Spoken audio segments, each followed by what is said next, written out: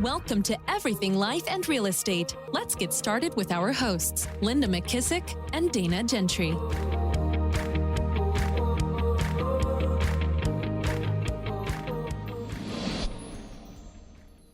Hello, everyone. Welcome to Everything Life and Real Estate. Today is part 3 of our episode with our interview with Dianna Kokoszka, our special friend. This has been an amazing series. We've had such wonderful feedback, and we just know you're going to love today's episode. Today is all about manifestation and leadership. We encourage you to take notes. We'd love to hear your largest takeaways, and we just know how much you're going to be blessed by listening to Dianna share some of her lifelong stories in leadership, inspiration, mindset, and all the wonderful things that she says in today's episode. So enjoy. Don't forget to like and review and rate us on your favorite podcast platform, and we will see you guys next week. I remember the books early on that I started listening to, and I always contribute them, and I don't even remember what all of them were, but I know they had a lot to do with this. But Jimmy will always say, "Oh Lord, watch out. She's just said, if I say I want something or whatever, he knows it's going to happen." And it almost feels like a little bit, and this is a eerie, fairy thing to say. It feels almost like a manifestation, and I'm not, I believe everything comes from God. So yes. So somewhere I believe he's contributing to this, but it's really kind of always eerie to me that I've always done that. The beach house that you and I share as partners, that was in my visual. It was, I remember running. I was at your old beach house running on the boardwalk, and I said, someday I'll have a house like this. And you pointed to the I house probably that we pointed own. that. I probably did. But anyway, it's kind of like, but I think all the books that I was reading and the tapes I was listening to that told me all those things, and I would practice them, and I always felt like I wasn't that great at them, but I'd keep trying it. Yeah. I really believe that stuff worked. You know what? Okay. So you asked me about books, and I was rude and didn't answer that. Okay. As I'm thinking about them, Wayne Dyer, you've got to believe it before you see it. Yep. I remember that one. Timothy Galloway, with the inner game of tennis. Oh yeah. Going, I don't play tennis. Get the book. He starts out with the opponent in your head is far more damage. Doesn't say damaging. The opponent in your head is more fierce than the opponent on the other side of the net. Totally. Adam has always said that about tennis. Back to a manifestation and believing in God. Well, God said right in the Bible, it says, you have not because you ask not. Yeah. And I'm going, so what are you asking for? Right. Well, if you're saying I'm not pretty or I can't get contracts through, that's what you're asking for. Yeah. Oh, great. I'll make sure you get it. So I love where it says that ask and ye shall receive. Yeah. And when I wrote a course and I had everybody write down what they wanted, like it was a year from now. And you can do this. It's so cool that you literally write as though the year is up, right? It's May 23rd, 2023. And the last year has been so great because, and then you write it with emotion, you write with descriptive words, you write all these things. And if you're listening to this, who I'm going to talk about, please contact me. Please get on Facebook, contact me and let me know, because I'd love to give you credit for this. This lady wrote to me and getting over 60,000 of these types of letters. Believe me, I'm not going through all of them to find her. If you're out there, contact me. So she said that she pictured and she wrote about this curved staircase that her daughter came down for junior prom. And as she came down the staircase, how she felt about it, she described her daughter, what she looked like, the dress she was wearing. Well, all that happened and she got her letter. She didn't even remember writing that down. Now, here's the funny part. They didn't have a curved staircase when she wrote that letter. They lived in a different house. Wow. She bought a house with a curved staircase. Her daughter came down the stairs in the dress that she described. Oh, wow. And she said, I sat there and read that letter. And I mean, chills were coming all over me going, how does this kind of stuff happen? It happens because you're telling your reticular activating system what you desire. And the fact that you put it away means, because we would take all the letters and a year later mail them back. Yeah. And they forgot about it. Your unconscious mind or subconscious mind does not forget about anything. So what are you telling it? Now, I also want everybody that's listening to this or watching this, whatever, please know I'm talking to myself too. I don't have this down completely. I can tell you though, that to make certain that your future reality is the reality that you desire to live in, start adapting some of these things, doing affirmations, reading books, knowing that you can literally have whatever you want to have when you do what you have to do, but you can't do it and you can't have it until you're being it. So work on yourself. And Linda and Dana both, that's the one thing I've seen you guys do, that you constantly are working on yourself. You're constantly working to get better, and you're constantly asking questions. I can't tell you how many times I go to dinner with people or I'm around people and I go, do you have any questions for me? And they're no. And I'm going, okay. Wow. Well, that's not us, because before we go, I have 3 rapid fire questions for you. Really quick ones, because I knew, and some of these will sound familiar to you. What are you learning right now that we need to know about, our listeners need to know about? Oh, well, that's easy. I am studying the brain more and more. And I'm not doing that to become great at the brain. And I'm doing that to help other people. And I've been working at writing some things. So we'll see what transpires from that. And I want to make certain that I tell people the correct things. So I'm delving into research. I've read more neuroscience brain books than I want to. So I would say what I'm learning, just more about mindset and finding the 10 that are good and 10 that aren't good. Which ones am I staying in? And every night reevaluating and asking myself, which mindsets did I exemplify today? Love that. So I would say reflection. I'm learning how to reflect more and more on a daily basis versus a yearly or quarterly basis. I love that. We all need more of that. What about something lately that you've read that we would need to read? And you gave a lot of great books today. Anything else? It doesn't have to be mindset related. Oh my word. What am I reading right now? Research papers. Read them. It's terrible. Give us the clip notes of those. I don't like that.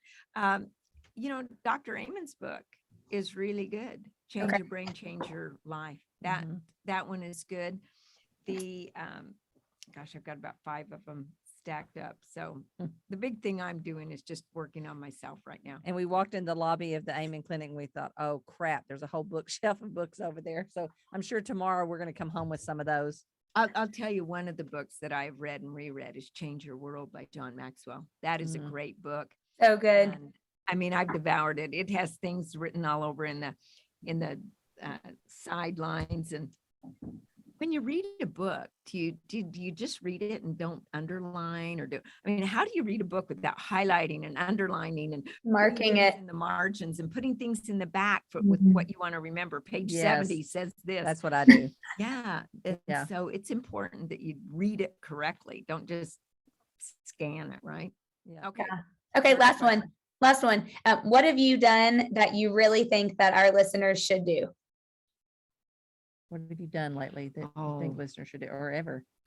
Well, I'm really big into values. They're really important. So yes, I've been taking value trips where we teach kids in other countries values, and to see these kids, first of all, they learn values, then we teach them how to implement those values into their life, and then we teach them leadership. So it's I learn, I do, I lead. And it's so much fun to watch all of these kids and what's happening in their lives because they're taking on great values. And from that, one of the things I've done over and over again is to write down the values that I have in my personal life and my business, because those two, like business, it's achievement, right? It's financials and things like that, where your personal life isn't so much about achievement. It's more about significance and helping other people achieve. So you've got different ones. Then write down what your value is. Write down what that value means to you. Don't take the dictionary. What does it really mean to you? Now, here comes the really challenging part. Write down where you showed that value and exemplified it in your daily life. And then write down, where could I have shown that value better? Where did I not love that? Where did I not use that value that I could? And that's what really helped me understand what do values really mean. And some of the people that I've been fortunate enough to be able to mentor in the last year, that's one of the exercises they do. And every one of them have said, I cannot believe the clarity that that brought to my life, where I wanted to go, what I was doing. And every day when something would happen, I would go, oh, I'm using my value, or, oh, that value, I got to put it into practice. That's so good. This morning, we interviewed Mo for our Leadership Academy. And one of the things that she said was, because we talked about her high standards, she said high standards are easier to do when you're very clear on your values. Yeah. So I love this because this ties so much into what Dianna just said, that spending time on your values and getting clear on them, that she said the more clarity I had around them, the easier the decision was. And I thought, I get that, because I remember as a younger person, questioning myself a whole lot more, but as I got more solid in my values, those decisions and answers came quicker. Well, and you being a leader, and Dana, you being a leader as well, and many people on this podcast that are listening are leaders. I want you to take and put standards on one side. Just write standards and then make a line. And on the other side, write relationships. Now we're going to go through this, and Cliff, the drummer, that my cute little guy. Oh, Culver, we had him. Culver is so fun. We love him. I do too. And let me tell you, this is so good. I know you're going to love it. So let's say your standards are low. Put low under standards and low under relationship. What kind of a leader are you going to be? Low. Yep. And are people going to like you, or what? How are you going to lead? Probably by force, not anything else. Yeah. Power. Power. Yes. I've heard this. I love this. This is so good. Right. Okay. So what if your standards are low and your relationships are high? What kind of leader are you going to be? Well, Friendship. most of the day, not a very good one, because people will rise to whatever the height of your standard is. Yeah. So you're going to be a buddy. Your friend. Oh, yeah. You got to like me. And there's a lot of leaders out there that think everybody has to like them. Yeah. Right.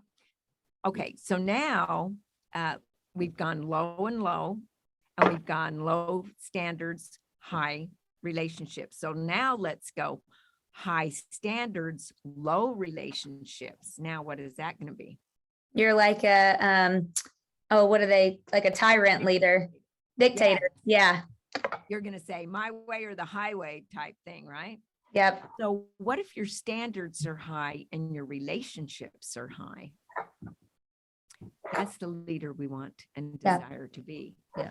Because see, a lot of people talk about standards, and they go, standards is all, well, you've got to care about the people. Well, yeah, you got to care, yet caring without candor, that's dysfunctional. Mm-hmm. You don't really love somebody unless you're willing to tell them something. It's like having spinach in your teeth and nobody will tell you. And you go into the restroom to wash your hands and you smile and you go, oh my gosh, nobody told me I had spinach in my teeth and I've been talking all this time.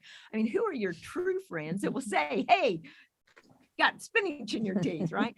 That's what you want. You want to have a relationship that you care. And that's what Mo did. Mm-hmm. She cared so deeply about the people that she could also have a high standard.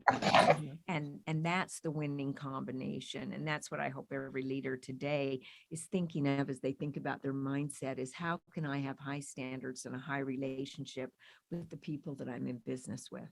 Yeah, so important thing to do, to, especially I think for women, to say the hard things to people without, without it being interpreted well. Right. And so I think there's such a finesse to learning how to, like an example Mo gave this morning was she was talking to a gentleman that she was going to have to replace, and she found it from a place of, you're going to use all your money up. And I thought that, that's so smart, because she's coming from contribution of why this is an important decision for him, not why this is what I want you to do, or because I say so, but because look, if you don't do this, look what's your consequence is going to be. And I care about you too much for that. Remember Susan Scott and you and I both Oh, we teach just had fierce Susan on conversation. here too. Thank you. Oh, I just love her so much. In fact, I'm going to go see her in a couple months. And Oh, good. I hope it's going to be when I'm up there. Well, let's go to her house together, her tree house, right? Right. We'll have fun. When she talks about how you've got to pull the candor, if they have a fixed mindset, they're going to turn you off. They're not going to listen. And I know I could talk for hours. I don't know how long you guys want to keep going, and our listeners are only going to listen for so long. So you may have to cut some of this out. We're gonna make it 2. Well, there you go. Then that's going to be the best. So if we're into leadership, then if you're making it 2, let's go a little bit further on that high standards and high relationship, because leadership is so important. See, whatever your mindset is, it's going to permeate throughout your organization. So whatever leader is in charge, their mindset is taken on by everyone. So if that leader has a fixed mindset, they're going to attract fixed mindset. As you don't attract what you want, you attract who you are, right? And the other part, though, is, are you letting people in around you? Who are in your inner circle? And boy, I made some mistakes on that one myself. Who do you let in to your inner circle? Because as a leader, it's not, John says, if you're by yourself all the time, then you're just Not taking really. a hike, You're taking a walk by yourself, he says. Yeah, you're not a leader. It's not that lonely, because you always have that inner circle. Who are you letting into that? You have to be so careful, because everybody needs somebody to talk to. Nobody is perfect, that's here on the earth right now. And so knowing that, we have to help each other out. And as a leader, we're there to take a stand for people's greatness more than they'll stand for their limitations. Are we willing to see what the greatness in other people? Are we always looking for their flaws? Yeah. Are we speaking to them? Because people will grow into the conversations you create around them. Are you speaking to them as a leader as though they are the person that you desire for them to be, not the person that they are? Most people look at this and they say, this is the way it is, and that's how they speak to them. Why not speak to them better? If even your kids, they get something bad on, maybe they have a bad math test, right? Since we used that before. Well, you don't say, oh, got a bad math test, you've got to study more. No, as a leader, you would say something like, well, you know what?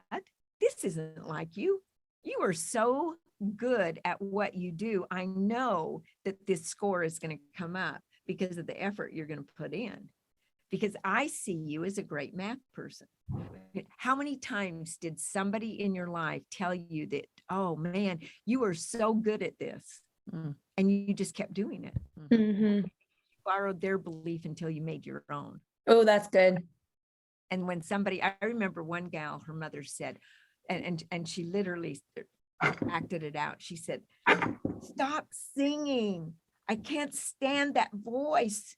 Well, what her mother was saying, she had a headache that day. And it wasn't the voice that she couldn't stand. It was that she had a headache. So here this little girl goes and she doesn't sing. Well, all of a sudden, true story, she wants to sing. And she goes to a new school. Oh, this is her chance. She's going to go out for the choir because they need people in the choir. So they know that she's going to make it because they need people. So she makes it in choir and she's so excited until the choir director actually told her, why don't you go ahead and just mouth the words? Oh my gosh. Because it's kind of it's off a little bit in the tonality. So once again, she mouths the word. Now she grows up. She won't sing in church. She won't sing with the song that she loves, even if she's home alone. She doesn't sing. She's sitting there telling me this story. And I said, that doesn't sound like you. And she goes, what do you mean it doesn't sound like me? I said, I've always thought you were a great singer. And she said, well, I'm not. And I go, well, I believe you are. Are you calling me a liar? And she goes, no, you don't lie. I said, you're right. I don't lie. So sing me a song. Sing Mary Had a Little Lamb. And so she started singing. And I said, see, that was great. So the next day she didn't know I was going to do this. We were in a mastermind. Oh my gosh. And I said, you know what?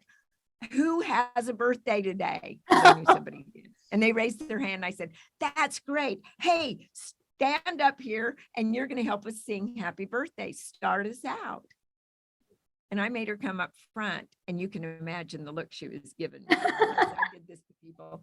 And I said, go ahead, start us out. And she started, and everybody sang with her. She cried. Went back to her seat and started crying. Oh my gosh, how powerful. Wow. Words are so powerful. You don't even think about stuff like this, about what we're saying. I remember one class I was in, and this one leader stood up and he said, we were talking a little bit about things that you desired to change. And he said, well, this person told me that I'm not a good leader. I just don't have what it takes to be a leader. I went, what?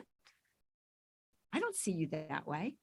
Okay, class, here's what we're going to do. Everybody is going to point at so-and-so and say, you're a great leader. You're a great leader. And we did this 20 times. We kept pumping into him. And I said, so what are you? And he goes, I'm a great leader. And I said, now tell yourself that every day. That guy has gone up and up and up in leadership positions. I know where he is right now, and he's working for a corporation in the corporate office as a leader. And this was somebody that was told over and over again he couldn't lead. So what are you listening to, and who are you listening to? And I do say cancel. I don't know if you ever hear me say that. I generally say it to myself.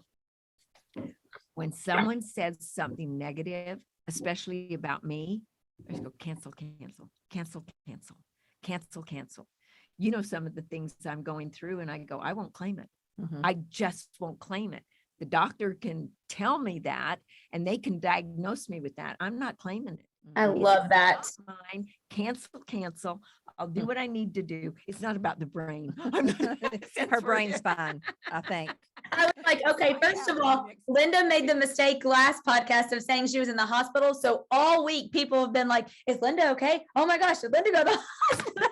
I'm like, okay, we have to remember what we even say on Yes. And also I'm not at the brain clinic because I was in the hospital. Okay, let's just get real clear.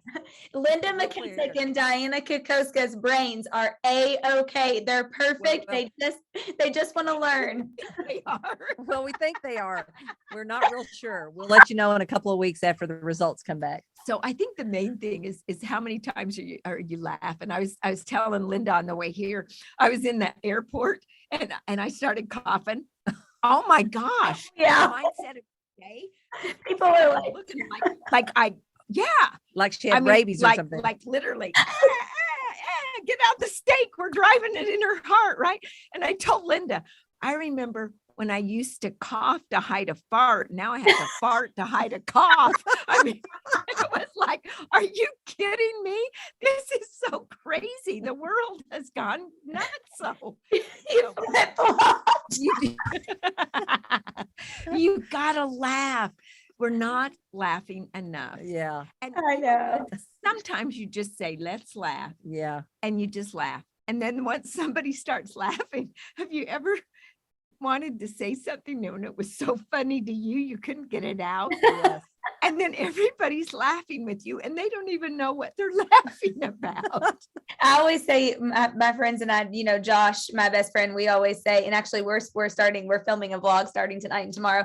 And we always say every time we get into that, we get the giggles at some point. And then we don't even know why we're laughing, but then we know that we're laughing about something and then we can't even speak. So we have to, Tyler has to stop filming and we have to regroup and do it all. Dianna, actually, I want to say something really fast that you said, a friend of mine in Columbus, and actually you met her before, Dianna, Mandy Mancini. She told me something so great this week. If you remember her, she said that she was talking to an energy coach. Your cancel made me think of this. She said she was talking to her energy coach, and they've been helping her with this thing. And she said that anytime something comes to her now, she's saying, no, that's not my thought. Stop, return to sender. And so Wow. That's good. I love that. So I wrote that down. So anytime that's happened in this weekend, I've been saying, stop, return to sender. Like I thought that was so good. It reminds me of your cancel. Like I think there's power in not claiming stuff and not even just letting it get near you, Yes, that's so true. We have to protect ourselves.